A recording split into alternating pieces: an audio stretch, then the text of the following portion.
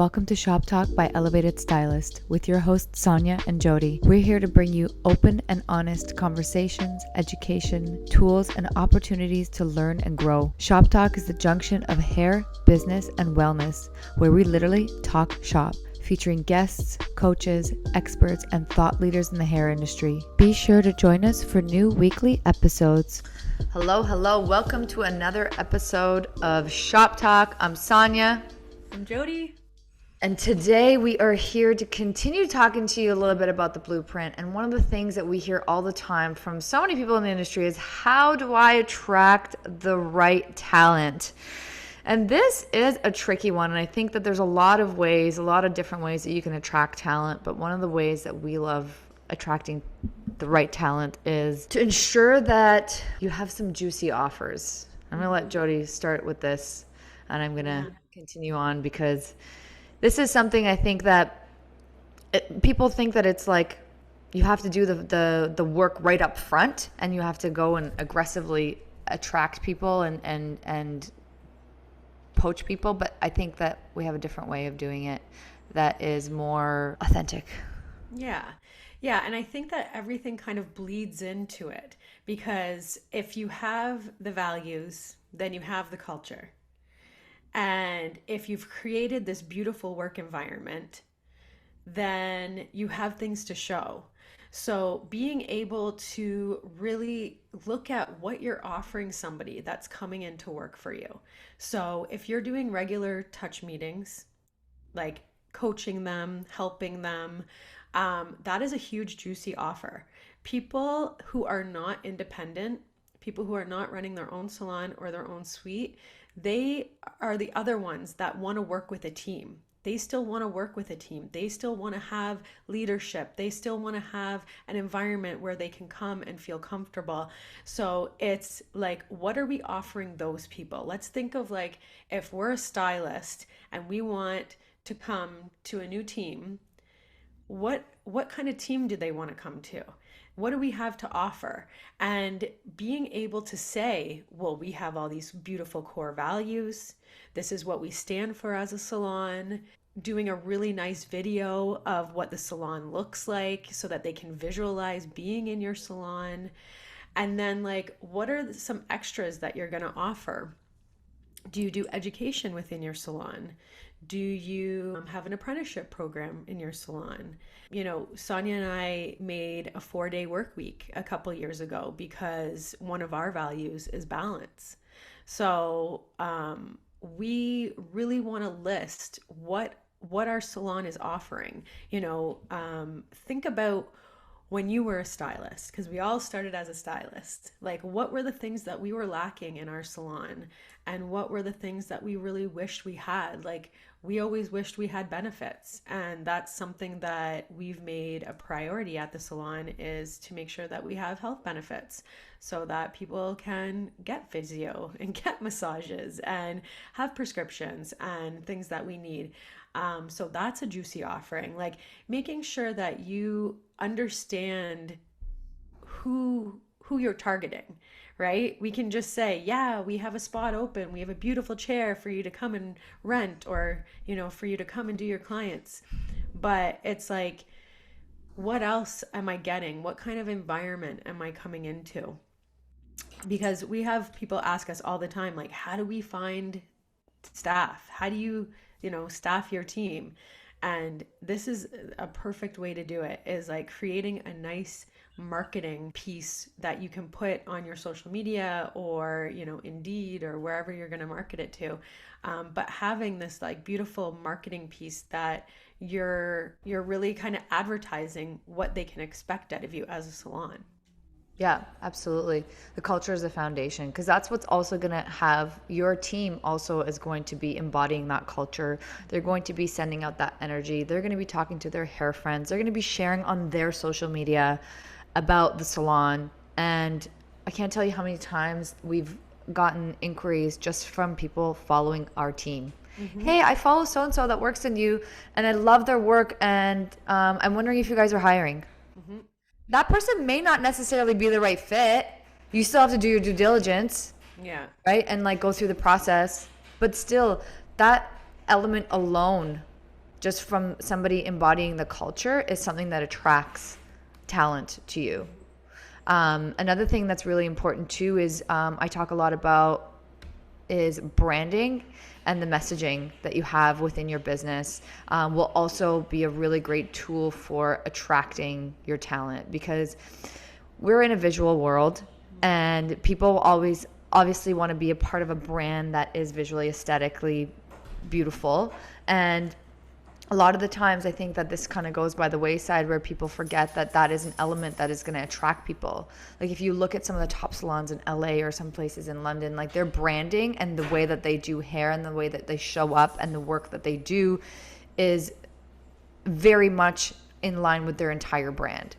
And that's something that's going to attract high level talent, because high level talent wants to work amongst high level talent, right? Yeah. High level talent wants to work amongst people that they can rise up with. And having your branding in check.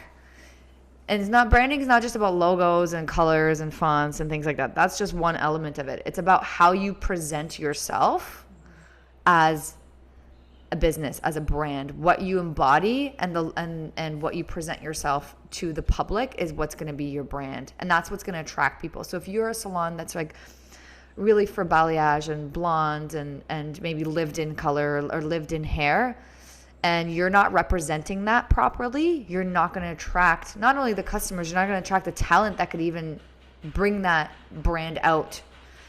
And so this is all kind of goes in line with the culture and the branding, as well as the messaging. Messaging, I think, is something that we've really focused on, I think, in the last couple of years.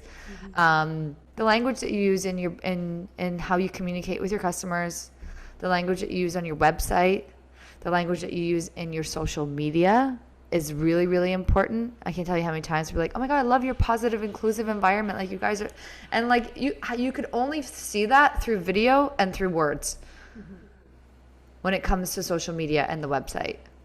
Yeah. And those are really key elements that will help you attract high level talent, will help you attract the right people, people that are interested in your salon. Because I think nowadays we hear a lot of people, salon owners, are having a hard time finding talent because everyone's going out on their own or they're exploring other avenues. And I think it's an invitation to take a look at your culture, take a look at your branding, take a look at your messaging, and see if this is something that's appealing for someone to want to come and spend 5 days a week at. Yeah, absolutely. And yeah, when you're putting out that job posting, like make sure that you're including what is needed from that person and also what they'll be receiving as well. Like don't ever forget to put the incentives, because a lot of the time I see job postings and it's like, minimal requires like this many years doing hair, needs to know how to do this, da da da da da da. But it's like, what can they expect as well? Like, what are you offering as a salon that might entice somebody? What kind of environment are you promoting somebody to come and work with?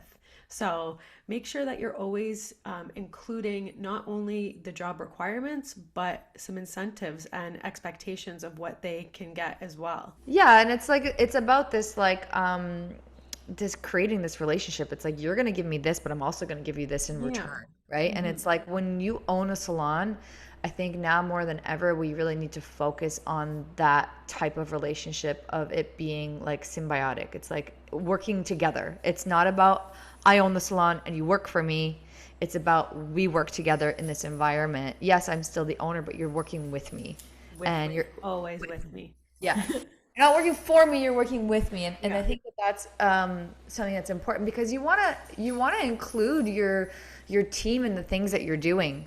Otherwise you get people that are disengaged. They come to work and they go home and they don't actually see any sort of growth in their career because you're not supporting their growth, right? Yeah. And so I think that that's what a lot of people are looking for, is support in not only from their leaders, but also from their team. Because the leaders are not always going to be there. Yeah. Right? The leaders are not always going to be there. And as time goes on and they progress as leaders as well, they're not always going to have the time. So if you have the culture that is supportive in growth and coaching and learning and educating, then it's something that does the work for you as well. Yeah, and ask your team to post about it as well. Because a lot of the times, like we're all following each other. Hairstylists are following hairstylists. So if your team is posting, that means that they're giving a referral, like, hey, come work here. And a lot of the times they're getting the DM saying, like, hey, do you really like working there? Like, how is it? And they kind of ask your team first. So make sure that you're including them and getting them to post about it as well, because it goes a long way. Yeah. And there's nothing to say that, direct outreach doesn't work. We've done that where, we just connect with people. We, say, hey, like, hey, if you know anyone that's looking for a new salon home, we're hiring. Direct outreach is always like a nice way, but just do it authentically, do it kindly. Yeah, and you never know who's unhappy where, Yeah. So if you really love that person's work, there's nothing wrong with saying, like, hey, I really love your work. Would you be interested in having a coffee with me? There's nothing wrong with that, because, a lot of the times people are happy where they are. Yeah. But there is that 10% or whatever that are really unhappy. They've been thinking about moving and they're not the fit for that salon. And maybe they'd be a really good fit for your salon. So, like Sonia said, do it really nicely, do it in a compassionate way where you're not like really kind of trying to sabotage somebody else's business. But direct outreach, it does work. It's, we've done it before, and you never know. You never know who's looking. Yeah. And one last little tidbit about that is having a section on your website where you can highlight these things that you offer and having a little career form. We get lots of inquiries through our website where people can apply for jobs, and we're always hiring. That's the thing. It's like you can never not be hiring because you never know how fast your salon's going to grow, or like maybe somebody's going to leave in the next 6 months. You never know these things. So you have to always be in the position where you're always ready to hire so that you can be prepared for anything that comes along in your business. You never know, someone might take a leave of absence, or somebody might get sick. You never know what happens in the salon, and if you don't have enough people, that's where your salon gets into trouble a little bit. So having a little career form on your website is going to be a really great opportunity for people to connect with you as well, put their resume and put their contacts so you can connect with them. So that wraps up this quick little episode on how to attract the right talent. We hope that this was valuable to you. In the Salon Blueprint, there's actually some really great tidbits on how to hire and how to do those things.